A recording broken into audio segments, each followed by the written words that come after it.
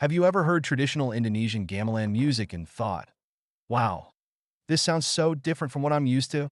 That's because it completely ignores the rules of Western music theory. While classical composers in Europe were perfecting their scales and harmonies, the musicians of Java and Bali were crafting an entirely different sonic universe, one that challenges everything you thought you knew about music. Western music theory is built on a 12-tone equal temperament system, where each octave is divided into 12 equal parts.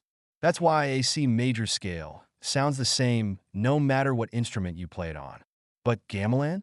It operates on its own set of scales called Slendro and Pelog, which don't fit neatly into Western tuning. Slendro is a 5-note scale with roughly equal intervals, making it sound airy and ambiguous. Pelog is a 7-note scale with uneven spacing, creating a mysterious and haunting sound. Western ears, trained to hear major and minor scales, might struggle to pinpoint right or wrong notes in gamelan because, well, those rules simply don't apply. Here's where things get even wilder. Gamelan instruments aren't even tuned to a standard pitch.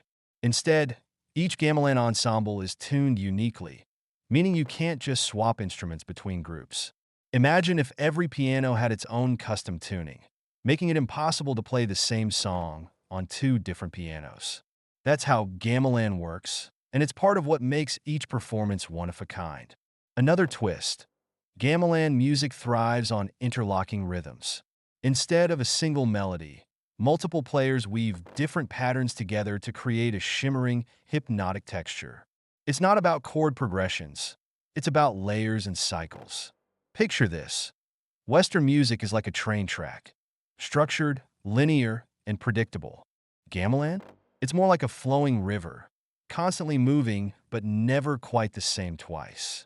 Western music revolves around chords and harmonies that resolve tension. Gamelan, however, doesn't follow this tension release pattern. Instead, it focuses on cyclical repetition and resonant overtones, creating an almost meditative effect. And get this, while Western classical music is often composer-focused, think Beethoven, Mozart, gamelan is deeply communal. The group plays as a single unit, without a single musician standing out. Even the conductor, called the kendang, leads through subtle rhythmic cues instead of waving a baton. Imagine if a Western orchestra tried to play a gamelan piece. The violinist would say, "Hey, this tuning is all wrong," and the gamelan player would reply, "No, your ears are." Western music theory is often taught as a universal system, but gamelan proves that music isn't one size fits all.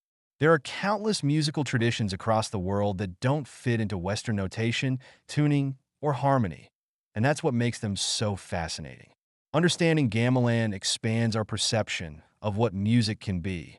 So, the next time someone tells you that music theory is universal, hit them with a gamelan recording and watch their brain explode.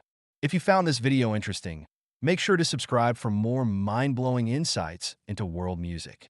Drop a comment below. What's the weirdest musical tradition you've ever heard? Let's talk about it.